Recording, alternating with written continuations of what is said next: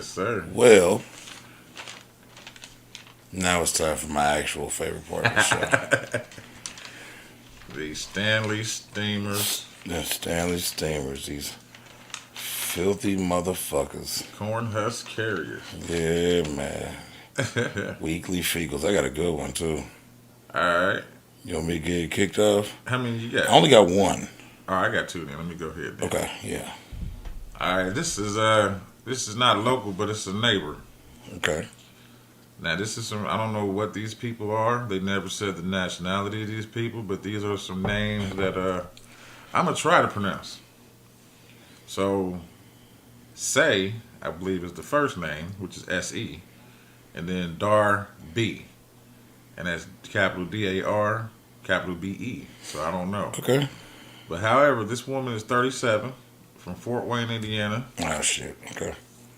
She sold her 13-year-old daughter to a 27-year-old man, then forced daughter to marry him.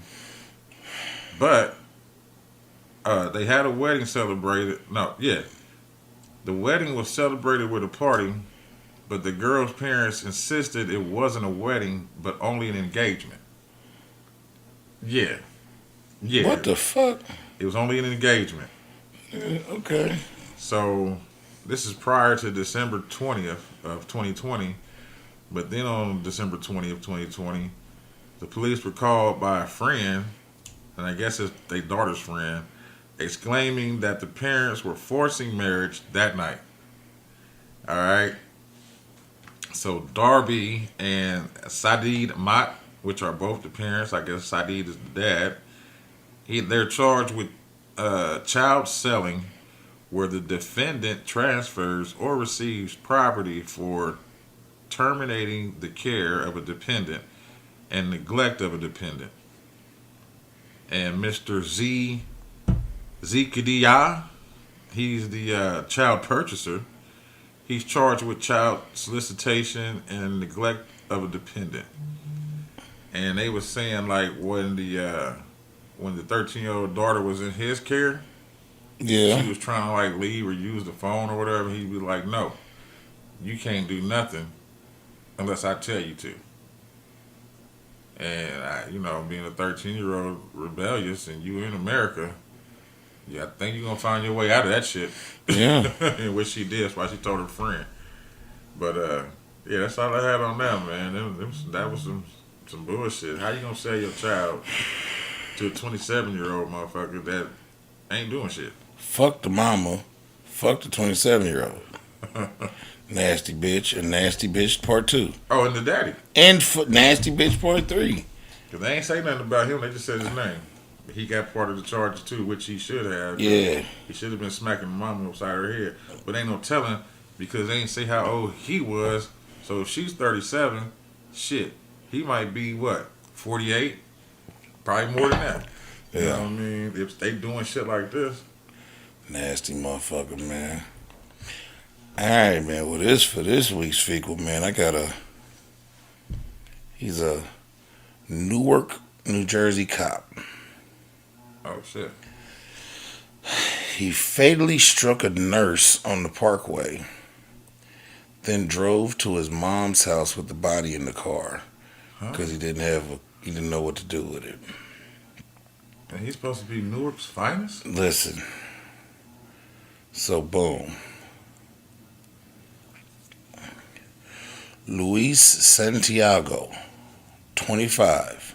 Oh, he's a youngster. Of Bloomfield was arrested and charged with reckless vehicular homicide, discrediting human remains, and other charges after he hit and killed a 29-year-old nurse, Damian Dykema, D-Y-M-K-A, of Garfield, on the Garden State Parkway. According to the Essex County Prosecutor's Office, Santiago's mother, 53-year-old Annette Santiago, and passenger Albert Guzma, 25, were charged with conspiracy to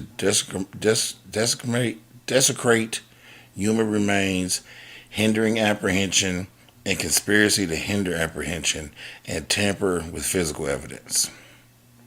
So they helped him out. What kind of shit is this? On Monday, November 1st, around 3 a.m., Santiago, who was off duty at the time, was driving a 2005 Honda Accord northbound on the parkway near exit 151 when he drifted from his lane into the right shoulder, struck and killed Dykma, prosecutors said. Neither Santiago nor Guzman called 911 or tried to assist the man, officials said, but returned to the scene of the crime multiple times before Santiago loaded Dykman's body into his car. The two drove to Santiago's home in Bloomfield, where they discussed what to do with the body. Santiago then returned to the scene as his father, a lieutenant in the Newark Police Department, called 911 and reported his son was in an accident.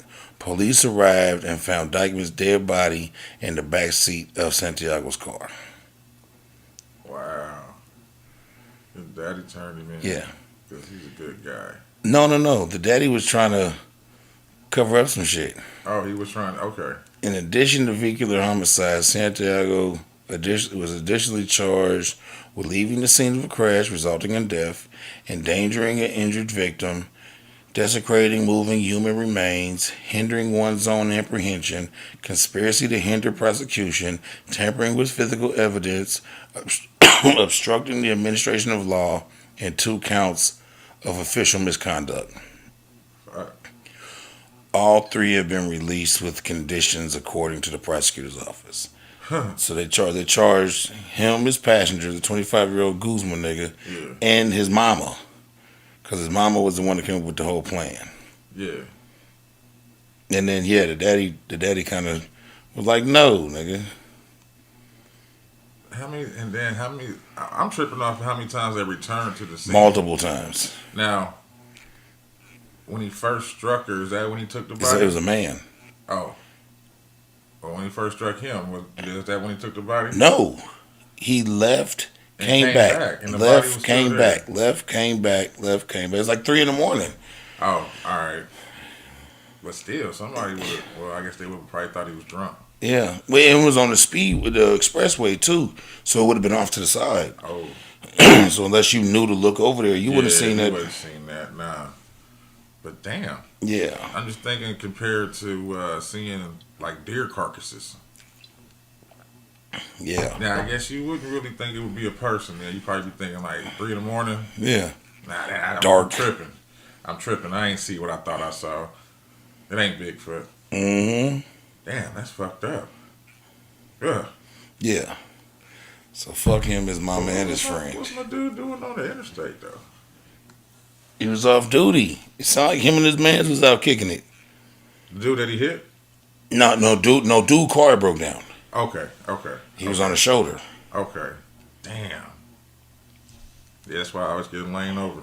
Yeah. Just because of that shit. He was on the shoulder. He was driving in the shoulder? No. He was out of the car. No, I'm talking about if I'm the person driving and I see you see somebody, I move over. Yeah, absolutely. Me too. Shit, I almost got well, I'm kind of thankful that the man did what he did. It was like a couple years ago. I was coming back from Bloomington. And I was going back to the airport that direction. And you get off somewhere in like Martinsville off the interstate because you got to go through the city to go to the other interstate. Okay. And as I'm getting off the interstate, I see somebody walking. But I'm thinking like, I'm going to pass this motherfucker before they get to me. So, yeah. Nah. This motherfucker kept walking out into the street and everything. Oh, no. I had to do a swerve over and a comeback just to miss him. And right as I did that, lights went on. The motherfucker behind me was a cop. Oh, my God. Cop stopped that person. For walking out into the street. Walking out into the street like that. And I could tell that the cop was probably going to get me. I didn't do nothing, but you know what I'm saying? He was on your ass. He was on And then that happened. Then that happened. I was like, oh, it was an angel, boy.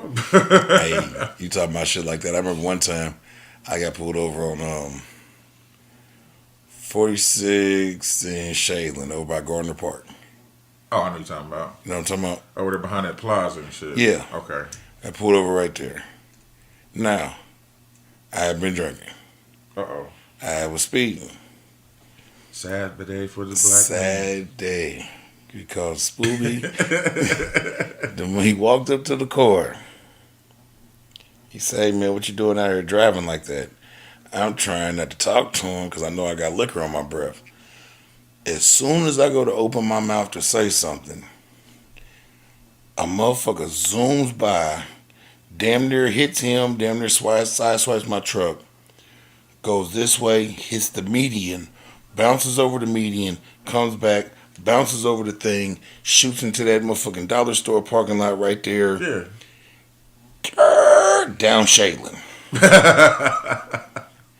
This nigga looked at me and said, "Lucky day," and hopped in his shit and took off. I said, "You damn right it's a lucky day." A looked me dead in my face. Lucky day. That's some lucky shit, boy. I said, yes, it is lucky, because I was loaded. Ooh. Ooh. And the thing about this particular cop, it took me a while to figure out where this son bitch was hiding, but he caught me 4 different times on 46th Street at that time of the morning. Where was he hiding at? He was hiding, all right, on 46th in Arlington. There's a shop right there on the corner next to the old Popeyes, like really on the corner. Yeah. And there's always a bunch of broke down ass cars in that lot. I know what you talking about. He was parked in that lot with the broke down cars. That's why I took the nigga so, because he would catch me speeding on Arlington. Right. But by the time he got out the lot and got to me, I'd be on Shadeland. Yeah. And every time I'm like, where the fuck is he hiding? Finally, I was coming through that bitch slow one night, nigga, and seen. And at the time, I had that big ass black Avalanche on 6s, music. Nigga, I'm sticking out like a sore thumb, nigga. Oh, shit. Oh, shit, I got one more. Nigga told my ass up. Nigga said, lucky day. I said, boy, you ain't bullshitting. This one's a little lightweight, a little bit stupid. But we got Roberto Casaniga. Casaniga. Casaniga. Okay. Because he's Italian. Okay. Oh. Yeah, he's 42. He's a former Italian volleyball team player. Okay. He was convinced he was in a long-distance relationship with the Brazilian woman named Maya that he met over the phone. There's a nigga named Terrence. Yeah.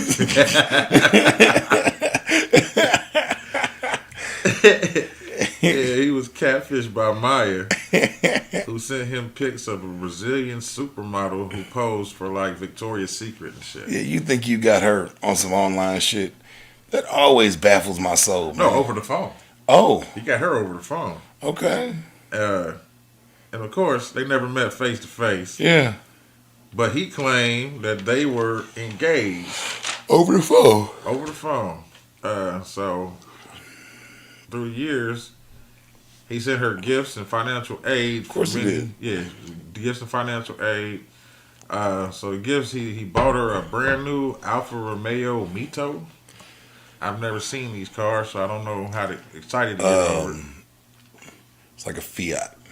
Okay. They're expensive over there. It's like a Very Fiat. expensive clown car. Yeah, yeah. All right. And The then Alfa Romeo is like a Fiat. Okay. So then he sent her over 590,000 pounds or euros, however it is over there.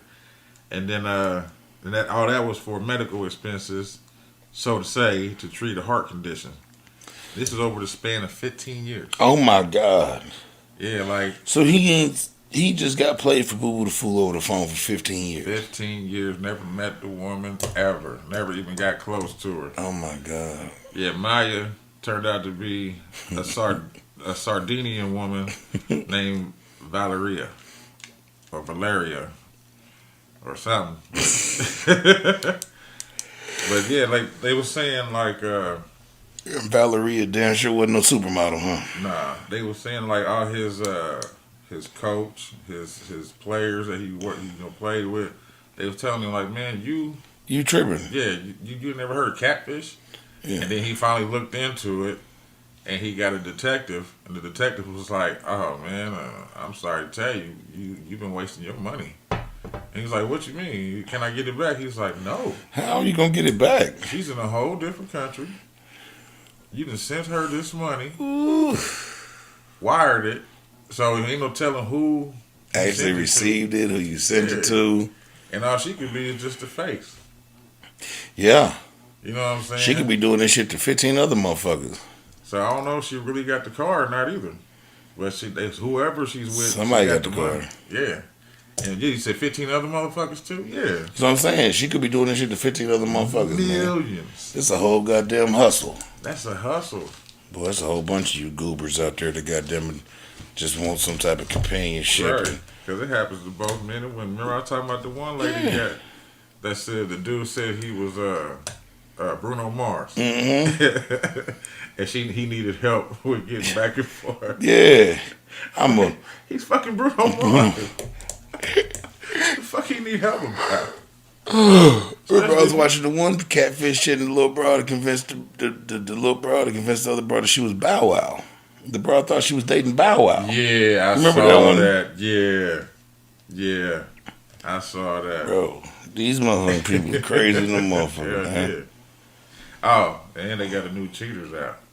Do they? It's on YouTube. So what they do is they'll show like an old case first. I guess it's to give homage to Joey Greco. Okay. And then they go to, I can't remember that dude's name. He got a simple name too. But then they'll go to him, and then they'll show some new shit. Okay. And motherfuckers is, yeah. It's like, when it comes to brothers, it's always the homie. Mm-hmm. That's with, you know what I'm saying? But then when it comes to like the sister, they be like, people that the dude work with and shit like that. Man, that shit crazy, bro. One dude said, fuck it. And he didn't get neither one of them. You know my favorite episode of Cheaters in all existence. Which one? Because I got one. Don't you step on my boat. Oh, that's the one he got stabbed. Yeah. Hey, man, when that man stabbed Joey Greco, man. That's why he quit. Hey, Joey Greco never did another on-scene report. Nope. He was always in the studio, and he had the little knockoff Joey Greco. Yeah, I can't remember his name. That was out in the field. And then eventually the little knockoff Joey Greco just became the full host. He became the full host, yeah. But for a couple seasons, Joey Greco was like The man. in the studio. And on the street. But I mean after he got stabbed, he was just like in the studio, like, and we're gonna bring you to. Oh, yeah. Hey, man. Yeah, he cut that shit out. Bro, when that nigga told Joey Greco, he said, hey, man, look, I don't care what y'all do with this bitch. Y'all take her with you. I ain't with all this shit. Don't step on my boat. Joey Greco, well, I just want to talk to you, man. You know, she's got a husband, and they said, man, look, fuck all that. Bro, don't step on my boat. You step on my boat. And he gave the nigga like some law that was gonna allow him to stab him. You step on my boat, this is some pirate shit. His private property on the water. Hey man, that motherfucker Joey stepped on that boat. That nigga hit him 2-3 times in the gut with that motherfucking scaling knife. Nigga, the one with the hook on, that real slim joint with the. Yeah. Hey man, he hit that nigga 2-3 times in the gut with that bitch and pushed him right into the water. He stabbed Joey. He stabbed him. Fuck did and got away with it. Nigga told Joey on national TV on multiple occasions, don't you step on this goddamn boat, Joey. And he did it. He stepped right on that boat. He tested that man's gangster. The man showed him how gangster he was. He tested that man, yeah. He was like, come on, I really want him to come on this boat. I want to see what it feels like to stab him. He told that motherfucker, don't you come on this boat, Joey. You come on this boat, I'm gonna poke you, nigga. Nah, my favorite one was when they first came out, and they had the dude. He found out his buddy was cheating with his wife. Okay. And the buddy was coming over to their apartment, and when they went in the room, my dude had on gold Speedos. Yeah, I remember that one. He had on the gold speedos, and then they because they pan around and them arguing in the other room, Mm-hmm. and then they turn around and they just see the window open. So they was like, he's gone. They go outside, and they catch him. He booking it down the street in them gold He go speedos. speedos, nigga. Fucking his homeboy lady. Looking like the Michael Johnson of cheaters. Dirty motherfucker. Dirty motherfucker. But yeah, that's how it happened this week, brother. Man, shit, I think that's all I got for this week too, bro.